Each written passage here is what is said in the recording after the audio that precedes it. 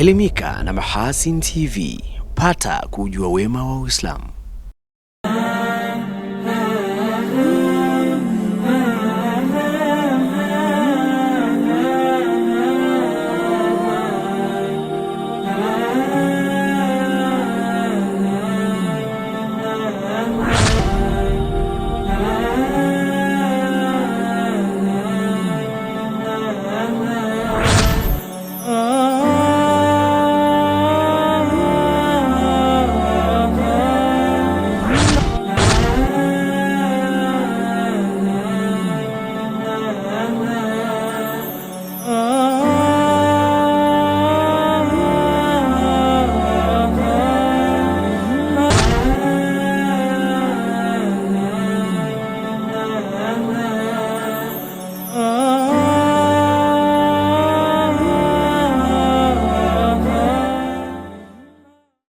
Assalamu alaikum wa rahmatullahi wa barakatuh, mtazamaji wa Mahasin TV. Ni yangu matumaini ubuheri wa afya popote palipo. Ni ukaribishe katika jahazi la wiki siku hii ya leo. Jina langu ni Zuberi Mgaya, ambaye nitakuwa nahodha kuongozea katika yote na yote, ambapo nitakupitisha kwa upande wa habari za kitaifa ambazo zimejiri katika juma zima hili, pia zile habari za kimataifa ambazo zimejiri katika juma zima hili, bila kusahau na saa mbalimbali ambazo zimekumbushwa na makhatibu wetu kutoka katika mimbari za misikiti mbalimbali. Karibu, tulia, habarika. Alhamdulillah, limetuchomozea vyema. Mihangaiko na misukosuko ya hapa na pale, tukiambaambaa pande na kona zote za dunia, lengo likiwa ni moja tu: kukukusanyia na kukuhabarisha yote yaliyojiri kitaifa na kimataifa. Hili ni jahazi la wiki. Tulia, habarika.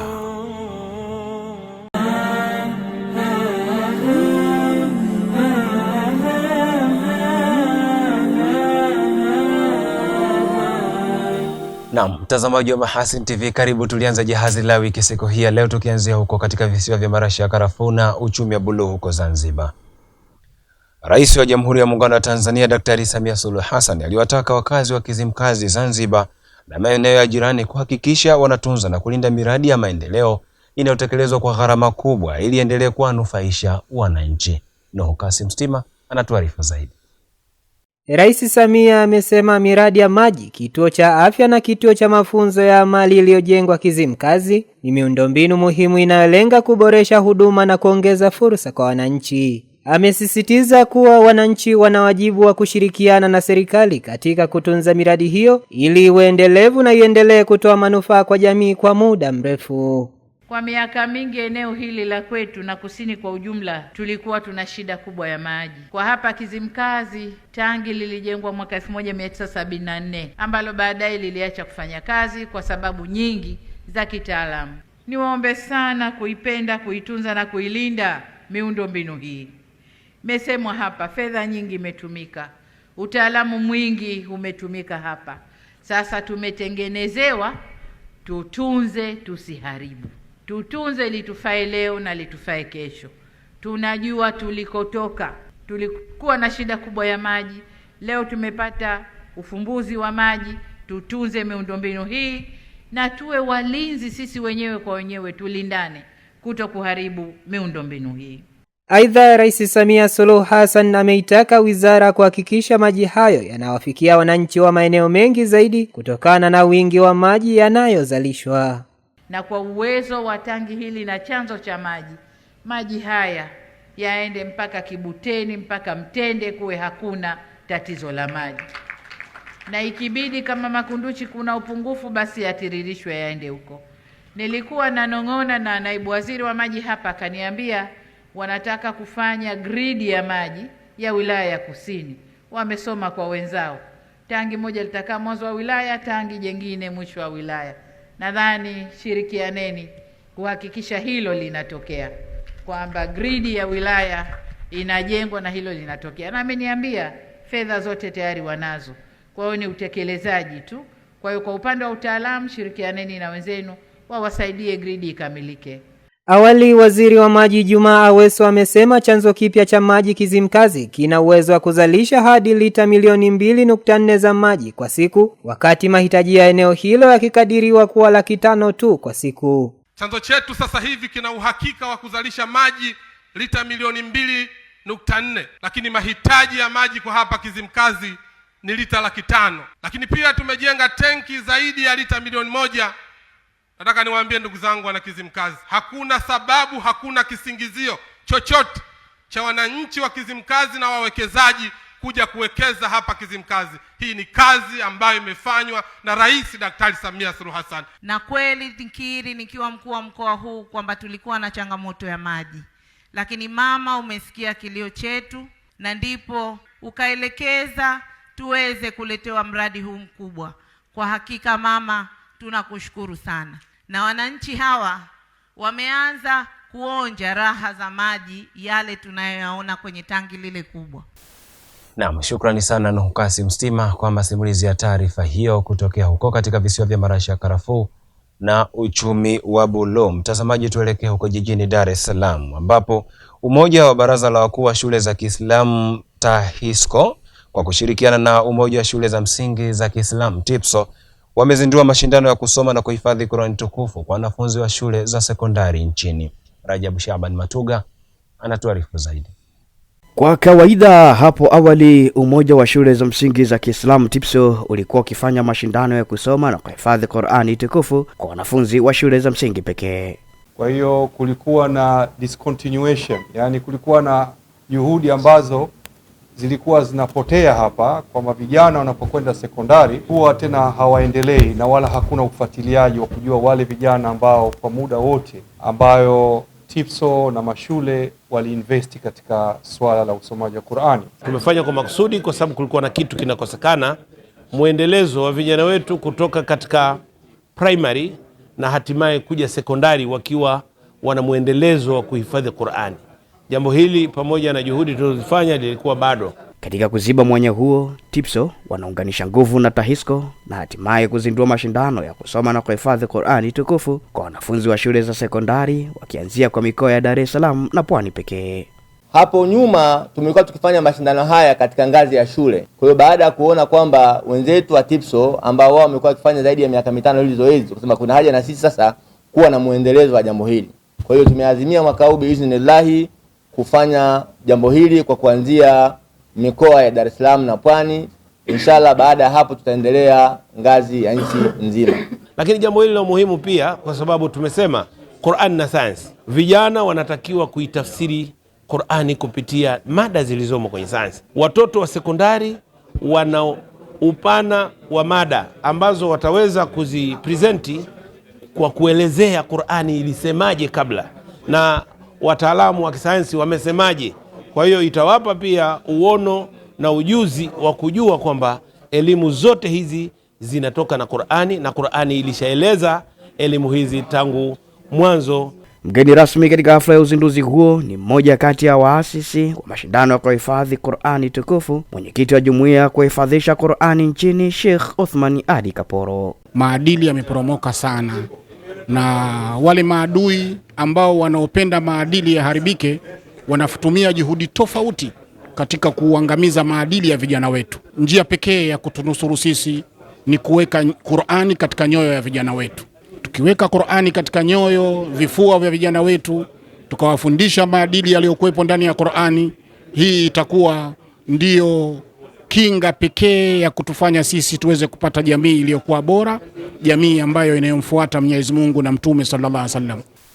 Naam, shukrani sana Rajabu Shaban Matuga kwa masimulizi ya taarifa hiyo kutoka huko jijini Dar es Salaam. Mtazamaji, bado tunaendelea na jahazi la wiki kwa habari za kitaifa.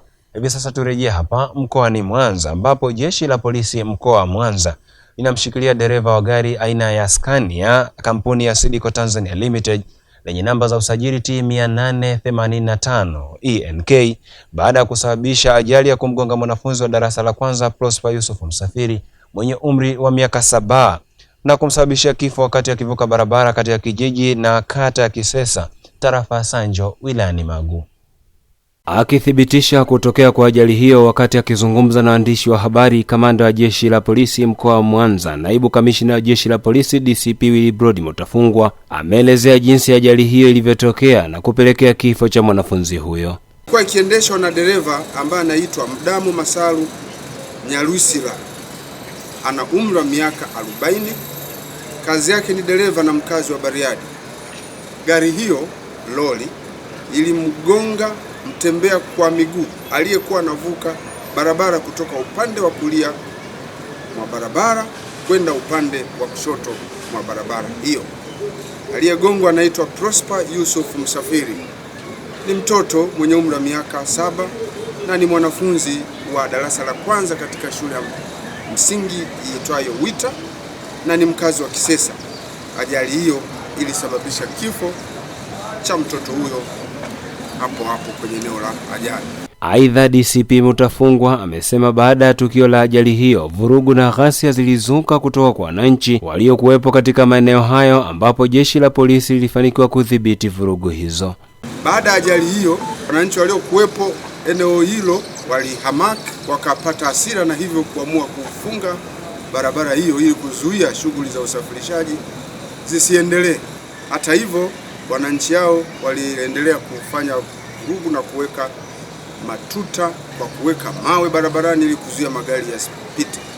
Hata hivyo, jeshi la polisi walifika na kuongezeka katika eneo hilo mara moja na kuwadhibiti na kuzidhibiti fujo hizo.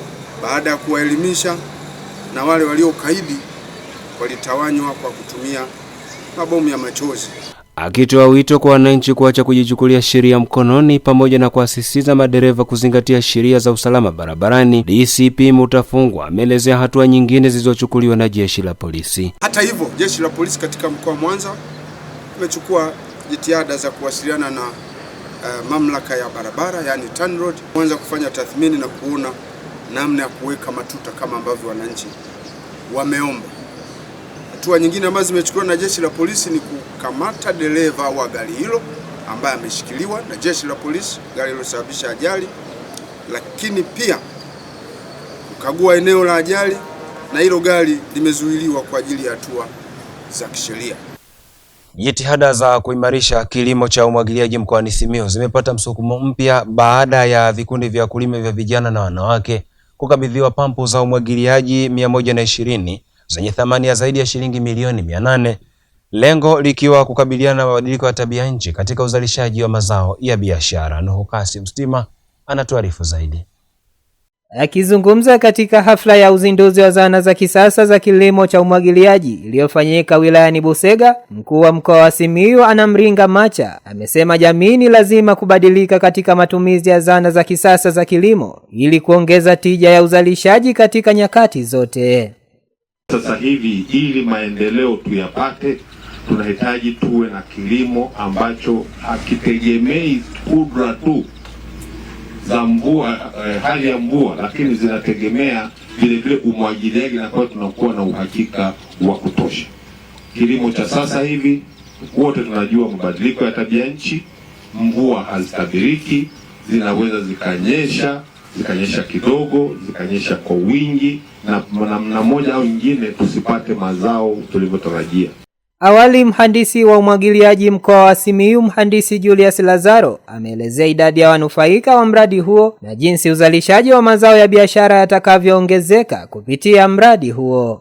Mradi huu unatarajiwa kunufaisha wakulima 1440 waliounganishwa kwenye vikundi 120, ambapo kati ya hao wanawake wako 576 na wanaume 864. Kupitia pampu hizi, jumla ya ekari 2400 zinatarajiwa kumwagiliwa, ambapo itapunguza utegemezi wa kilimo cha mvua na kuongeza tija kwenye uzalishaji wa mazao. Hivyo miongoni mwa mazao yanayolimwa kwenye vikundi hivyo ni pamoja na mazao ya mahindi, ambapo uzalishaji wake unatarajiwa kuongezeka kutoka tani 1 kwa ekari 1 hadi kufikia tani 1.8 mpaka tani 2.5 kwa ekari 1. Kwa upande wake mwenyekiti wa Chama cha Mapinduzi CCM mkoa wa Simiyu, CDE Shamsa Mohamed, amewataka maafisa ugani kuendelea kutoa elimu kwa wakulima ili kutumia nyenzo za kisasa katika uzalishaji, huku akitoa wito kwa wanufaika wa mradi huo kuzitunza nyenzo hizo za kisasa. Na wale maafisa ugani, maafisa kilimo, tuwafundishe wakulima sasa walime kilimo cha kisasa, tuondokane na kile kilimo cha mazoea. Tunapowapa pampu, na leo tumefika hapa, tuwatembelee mara kwa mara kuhakikisha kile kilimo wanapata mbegu bora, wanapata mbolea ya kisasa, na pia wanapopata changamoto za wadudu katika mimea yao, basi tuwasaidie kuwatafutia wataalamu wazuri na dawa nzuri kwa ajili ya kuhakikisha yale makusudio ya ilani ya Chama cha Mapinduzi na kumnufaisha mkulima anakwenda kunufaika. Naam, mtazamaji, tukiachana na taarifa hiyo kutokea huko mkoani Simiyu, hivi sasa tuelekea huko mkoani Tanga ambapo Jumuiya ya Manukato iliyopo mkoani Tanga imeshika mkono wanafunzi wa chuo cha Darul Ulumi kwa kuwapatia mahitaji mbalimbali, ikiwa ni sehemu ya mchango wao katika kuinua harakati za dini ya Kiislamu pamoja na jamii kwa ujumla. Tupate taarifa kamili. Yahdillahu linurihi man yasha wa yadhribu Allahu al-amthala lin-nasi wallahu bikulli shay'in alim. Wakizungumza baada ya kupokea mahitaji hayo, walimu pamoja na wanafunzi wameeleza hisia zao na kuonesha umuhimu wa kusaidiana katika mambo ya kheri. Tunashukuru sana. Na hii ndio dini ya Kiislamu, kwa sababu hata Mtume sallallahu alaihi wasallam wakati akitoa taarifu ya wema akasema albirru husnul khuluq. Wema ni nini? Ni tabia nzuri. Lakini hata ukiangalia pia vile vile akthar ma yudkhilu an-nas al-janna taqwa Allah wa husnul khuluq. Jambo ambalo litawaingiza watu peponi kwa wingi kwa asilimia kubwa ni kumcha Allah subhanahu wa ta'ala, lakini pia vile vile na kufanya wema. Na huu ni katika wema. Tunaomba Allah awajalie hichi mlichotupatia kiwe katika mizani yenu ya hasanati. Akizungumza wakati wa kukabidhi mahitaji mbalimbali ya wanafunzi hao, katibu wa Manukato Abdallah Ngereza amesema miongoni mwa malengo ya jumuiya hiyo ni kutengeneza kizazi bora kitakachosaidia jamii. Kile ambacho tunakifanya, tunaangalia jamii yetu na sisi kama Waislamu tunaguswa vipi juu ya kuitengeneza hii jamii ambayo ndio ambayo inatarajiwa kutengeneza vizazi mpaka vizazi, na ndio maana tunakusudia pia kutengeneza au kurithisha urithi huu wa matendo mema, kuwagusa watu kuanzia kizazi kinachokuja mpaka kizazi na cha baadaye. Tumewaletea kidogo hiki ambacho kwa hakika kabisa hakifanani na mahitaji yenu, lakini tunaomba mkipokee kwa sababu kilichokuwa ndani ya nyoyo zetu ndio kikubwa zaidi kuliko tulichokileta. Tunawatolea wito na kuwahamasisha wengine waweze kuja Darul Ulum kuweza kuchangia kwa kile walicho nacho. Kwa upande wake mlezi wa jumuiya ya Manukato Sheikh Yusuf Ndungo amewaasa wanafunzi wa Darul Ulumi kuwa wavumilivu katika kipindi cha kutafuta elimu. Mkifanya Mwenyezi Mungu ataona na Allah atatia baraka katika kile ambacho mmekuja kukichukua hapa. Ndugu zangu, na wasihi kuweni na subra. Kusoma kwa hitaji subra. Wakati mwingine waenda chuoni bado hujatia chochote tumboni, lakini wajikaza, ukenda ukachukua, ukirudi tayari kimeandaliwa. Hata sisi tuliosoma pia tulisoma katika njia hizo za shida. Naam, mtazamaji wa Mahasin TV, kwa taarifa hiyo kutokea huko mkoani Tanga ndio inahitimisha jahazi la wiki kwa upande wa habari za kitaifa ambazo zimejiri katika juma zima hili. Hivi sasa tunapata wasaa kwenda kupoza kwa sekunde chache tu, na tukirejea ni wasaa mwingine wa kuzifahamu zile nasaha mbalimbali ambazo zimekumbushwa na makhatibu wetu kutoka katika mimbari za misikiti mbalimbali. Nikusihi na nikuombe tu mtazamaji, endelea kusalia papo hapo katika runinga yako. Hii ni Mahasin TV, pata kujua wema wa Uislamu.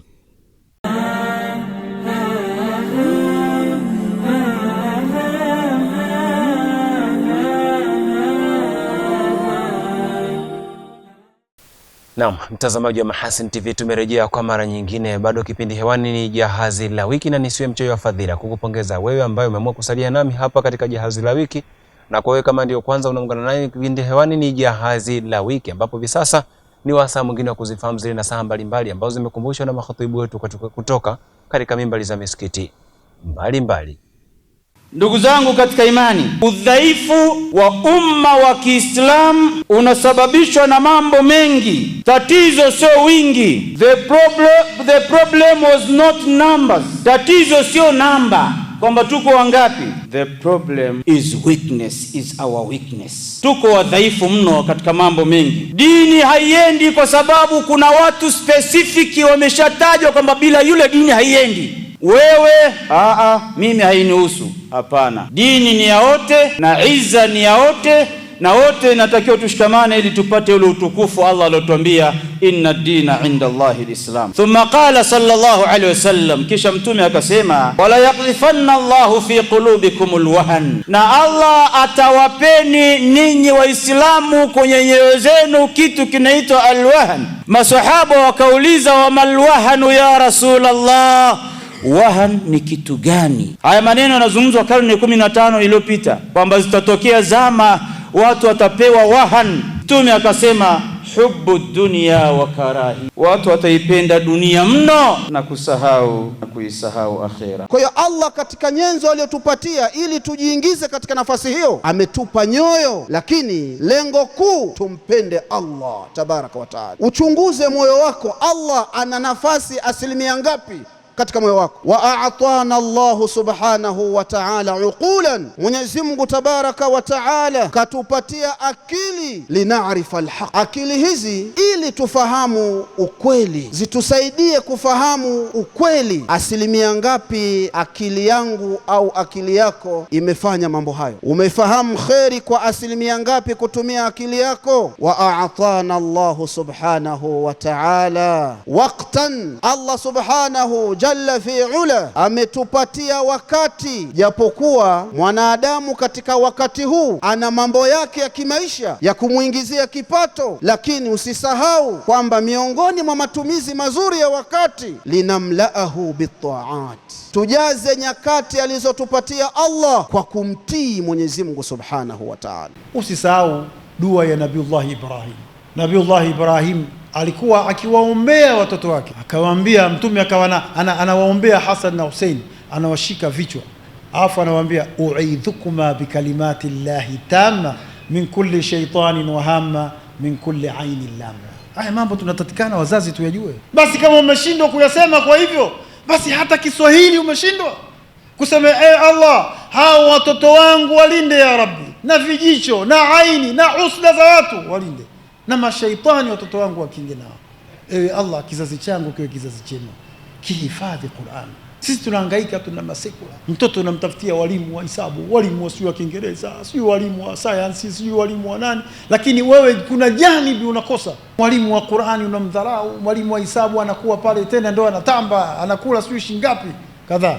Tusifanye hivyo ndugu zangu, tujifunze haya. Basi umeshindwa kusema haya, rabbana habilana min azwajina wa dhurriyyatina qurrata a'yuni u'idhukuma bikalimati llahi tamma min kulli shaytanin hamma min kulli ainin lamma. Sema Kiswahili. Kupenda nchi ni jambo lipo, ni la kimaumbile. Tunatakiwa tuwe tunapenda nchi zetu, kila mtu apende kwao, nchi yake aipende, ni jambo la kimaumbile. Na maumbile yakiwa salama huwa yanamsukuma mtu atumikie nchi yake, yanamsukuma kabisa, ndipo sehemu yake aitumikie, ailinde, bali hata aiombee dua ya kupata utulivu na amani. Hayo ndio maumbile salama. Yakiwa maumbile sio salama, mtu huwa hana akili ya kutumikia nchi yake, bali anaweza hata kuisaliti. Tunajifunza hivyo alivyorekodiwa Nabii Ibrahimu alayhi salam, alipokuwa tayari makazi yake yatakuwa ni Makka. Ametoka alikotoka, sasa makazi ni nchi ya Makka. Allah amemrekodi katika surat al-Baqara aya 126, anasema, Rabb ij'al hadha baladan amina, e Bwana wangu ifanye nchi hii iwe nchi ya amani, warzuq ahlahu min athamarat, na warzuku watu wa nchi hii manfaa mbalimbali na matunda mengi. Amesema akimwambia Abdullah ibn Salam, nataka nikuulize mambo matatu ewe Abdullah ibn Salam. Qala atasaluni wa anta taqra'u alquran, akamkaririsha mara tatu, waniuliza mimi ili hali waisoma Qur'ani? Qala naam, akasema ndio. qala lima tafaqqada Suleiman alhudhud duna sairi tayr, kwa nini Suleiman alitambua kwamba hudhud hayupo na hakuangalia ndege wengine? Yawezekana pengine kuna ndege wengine wa aina nyingine, asnafun ukhra min at-tuyur la'allahum abu kadhalik, yawezekana pia hawapo. Kwa nini amtizame ndege hudhud peke yake? Qala, akasema Suleimani alitaka kwenda kuingia kwenye maji. Alipita mahala akaona kuna maji kama bahari, akataka kuyaingia yale maji, lakini alikuwa hajui kina cha kwenda ndani ni kirefu kiasi gani. Na hudhud alikuwa anafahamu hilo. Hudhud alikuwa na uwezo wa kuingia kwenye maji, anaenda mpaka chini kwenye udongo wa chini, anafahamu masafa ya kile kina cha bahari. Duna sairi tuyur. Lidhan alipotaka kupita yale maji Suleiman, ikabidi amtafute huyu ndege hudhud. Yuko wapi hudhud? Atubainishie masafa ya yale maji. Naam, mtazamaji, kwa hayo angalau ni kwa uchache tu yamekumbushwa na makhatibu wetu kutoka katika mimbari za misikiti mbalimbali. Tunapata tena wasaa wa kwenda kupoza koo kwa sekunde chache. Tukirejea ni wasaa mwingine wa kuzifahamu zile taarifa mbalimbali ambazo zimejiri nje ya mipaka ya Tanzania katika juma zima hili. Nikusihi na nikuombe tu mtazamaji, endelea kusalia papo hapo katika runinga yako. Mimi jina langu ni Zuberi Mgaya. Mahasin TV channel namba 455 katika kingamuzi cha Azam.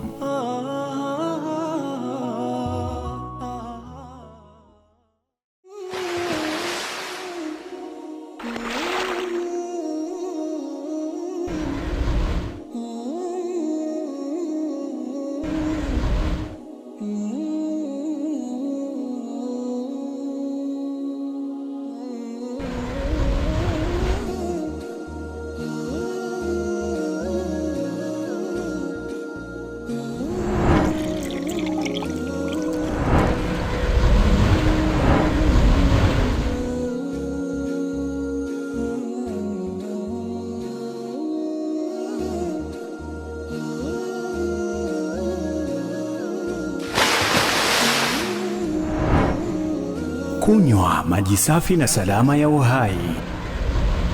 Bidhaa bora ya Bakhresa.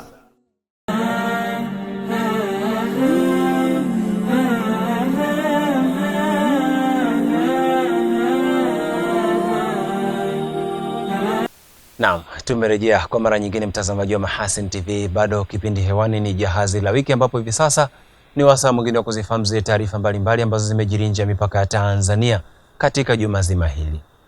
Waasi wa M23 wanaodaiwa kuungwa mkono na Rwanda wamewakataa kuwapokea wafungwa 6 kati ya 15 waliokabidhiwa na serikali ya Jamhuri ya Kidemokrasia ya Kongo katika mchakato wa kubadilishana wafungwa unaosimamiwa na Qatar. Kwa mujibu wa M23, wafungwa hao 6 hawakuwa katika orodha ya watu wanaopaswa kushirikishwa katika makubaliano hayo, huko Kamati ya Kimataifa ya Msalaba Mwekundu ICRC ilisaidia kuachilia na kuwahamisha wafungwa hao kati ya tarehe 6 na tarehe 7 Agosti. Waliondoka katika mji wa Beni wakapitia Uganda na kuelekea Bunagana, mji unaodhibitiwa na M23 katika mkoa wa Kivu Kaskazini. Msemaji wa M23 Lawrence Kanyuka amesema kati ya watu 15 waliokabidhiwa ni 9 pekee waliokuwa katika orodha ya wafungwa 768 iliyowasilishwa na kundi hilo kwa wapatanishi wa mwaka 2025. Amesema mmoja ni raia wa Uganda ambaye hana uhusiano na M23, huku wengine 5 wakiwa hawapo katika orodha hiyo. Kwingineko, takribani watu 15 wamekufa maji na wengine 27 wajulikani walipo baada ya feri iliyokuwa imebeba abiria kupinduka katika ziwa Kariba nchini Zimbabwe, kwa mujibu wa kitengo cha ulinzi wa raia. Shirika hilo limesema boti hiyo ilipinduka siku ya Jumanne, Agosti 11, baada ya kukumbwa na mawimbi makubwa, huku watu wasiopungua 77 wakiokolewa, ambapo boti hiyo hutumika kusafirisha watu kati ya mji wa Kariba kaskazini mwa nchi hiyo na visiwa kadhaa pamoja na maeneo ya uvuvi. Mamlaka zimesema feri hiyo ilikuwa imebeba watu zaidi ya uwezo wa abiria 90 ilipopinduka, ingawa idadi kamili ya abiria na wafanyakazi bado haijathibitishwa. Mamlaka zimesema taarifa za mauzo ya tiketi zinaonyesha kuwa kulikuwa na abiria watu wazima 114 pamoja na wafanyakazi 5. Aidha, huenda kulikuwa na watoto ambao hawakuwa wamefikia umri wa kulipia tiketi na hivyo idadi yao haijajulikana, na jeshi la polisi nchini Zimbabwe limesema shughuli za uokoaji zinaendelea. Jeshi la polisi nchini Zimbabwe limesema shughuli za uokoaji zinaendelea, na shirika la utangazaji la taifa na shirika moja la utangazaji binafsi limeonyesha picha za boti za mwendo kasi zikielekea kwenye feri hiyo iliyopinduka, huku helikopta ikiruka juu ya ziwa. Timu ya wapiga mbizi pia imetumwa kufanya shughuli za utafutaji na uokoaji katika ziwa hilo kubwa.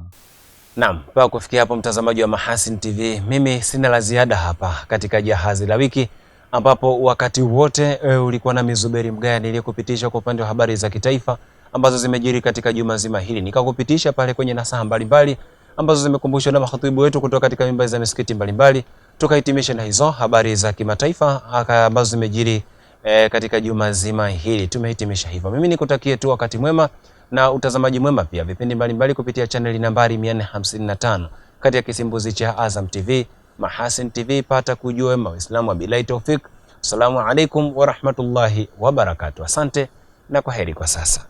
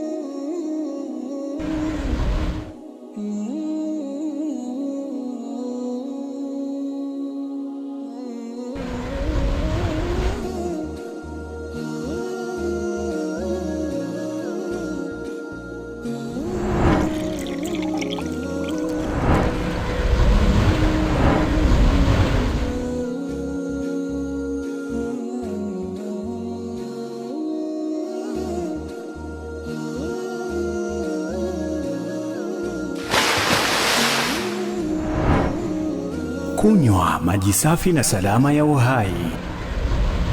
Bidhaa bora ya Bakhresa.